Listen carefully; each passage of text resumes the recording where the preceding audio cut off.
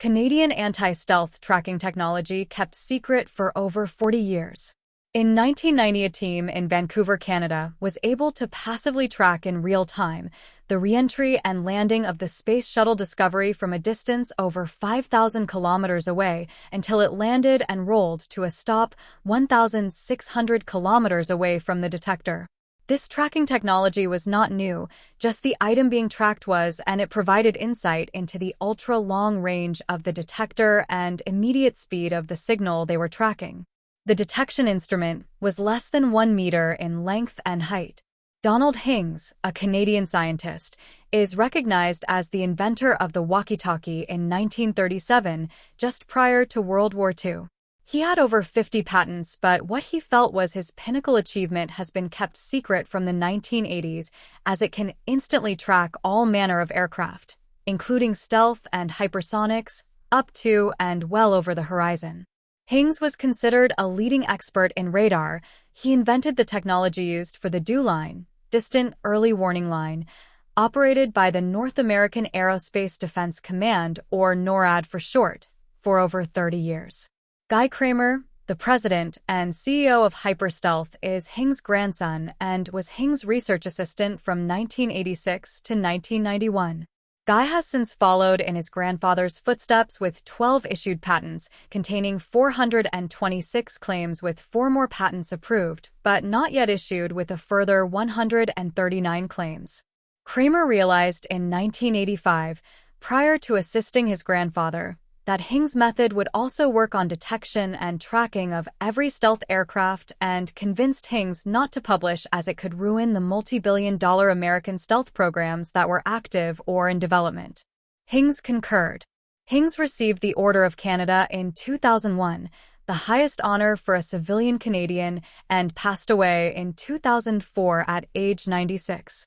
He had 56 patents to his name.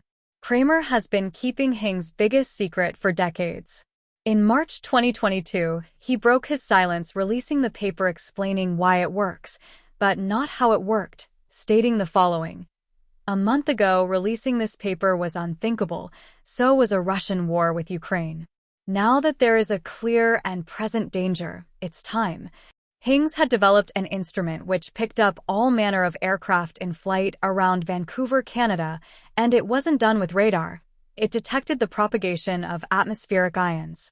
Anything that moves through the air causes wakes of ions to propagate ahead of the aircraft much faster than supersonic or even hypersonic speeds.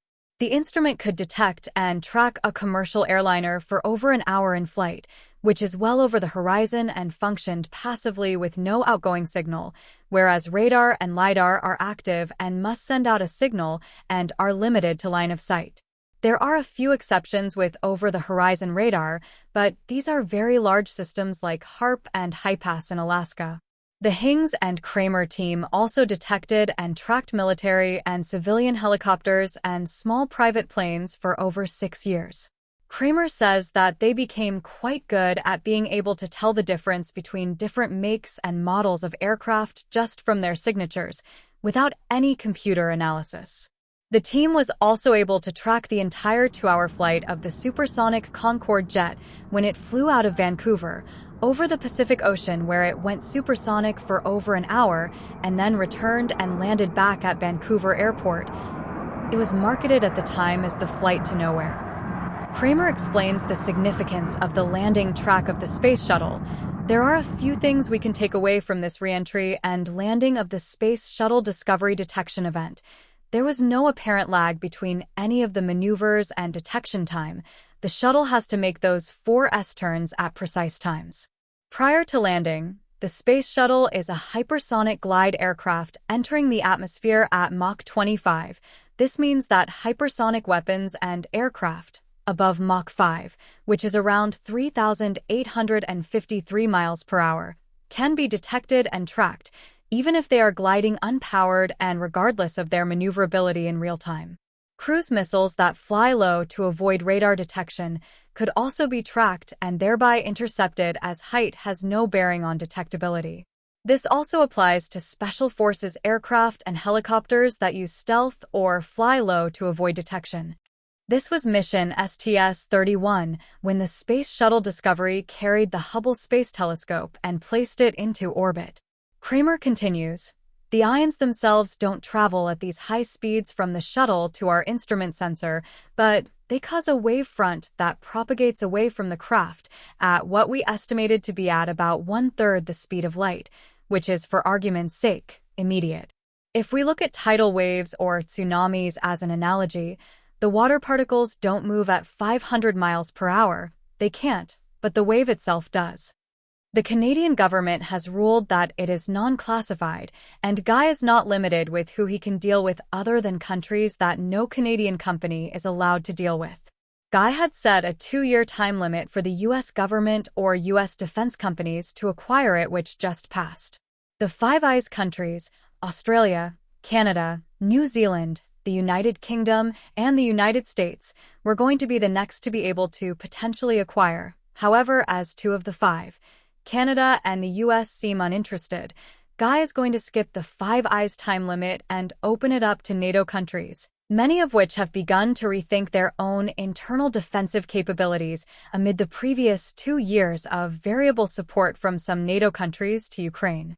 Guy Kramer explained how they could enhance the instrument. While our directional instruments could only provide a bearing on the object, 2 directional instruments far enough away from each other would be able to triangulate to the precise location of the object being tracked. U.S. stealth aircraft such as the F-22, F-35, F-117, B-2 bomber, and the new B-21 bomber and undisclosed 5th and 6th generation aircraft are just as vulnerable to this detection and tracking.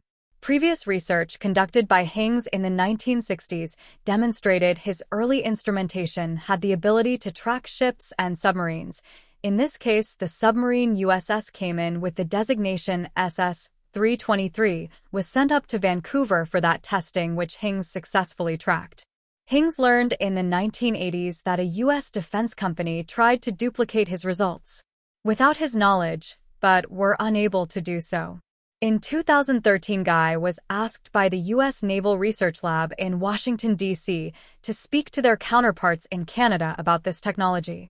Guy met with a team in Ottawa at the Defense Research and Development Canada, or DRDC for short, and they began a 1-year study to attempt to duplicate Hings' results, declining Guy's offer to help them, stating in their follow-up report that Guy doesn't understand science.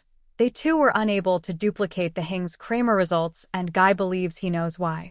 The DRDC then told Guy that the technology would not be classified and he was free to do with it what he wanted. The U.S. Navy Research Lab then declined further cooperation with Guy, likely due to the inability of the DRDC to track aircraft and their final report, which dismissed Guy's knowledge base.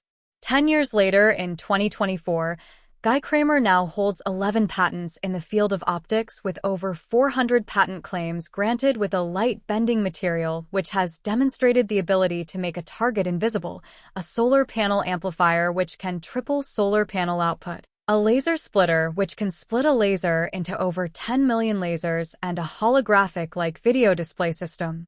It now seems that the DRDC vastly underestimated Guy's comprehension and may have passed up on one of the most important scientific discoveries of our time because they refused Kramer's years of experience due to his lack of a formal college or university education. Guy points out that his grandfather went through a similar process, as he also lacked any post-secondary schooling. Hings too was dismissed by scientists and engineers and had to prove himself through his discoveries and patents to gain any credibility. It appears that even 20 years after his death, Hings is still confounding his peers. Kramer concludes, "This is not a hyper-stealth product. However, if a defense company or government agency wants to work with me on my grandfather's aircraft detection technology, they will first have to acquire my hyper-stealth patents. I have 150 investors that are my primary concern right now. I will not walk away from them or get sidetracked by this other technology until they are taken care of."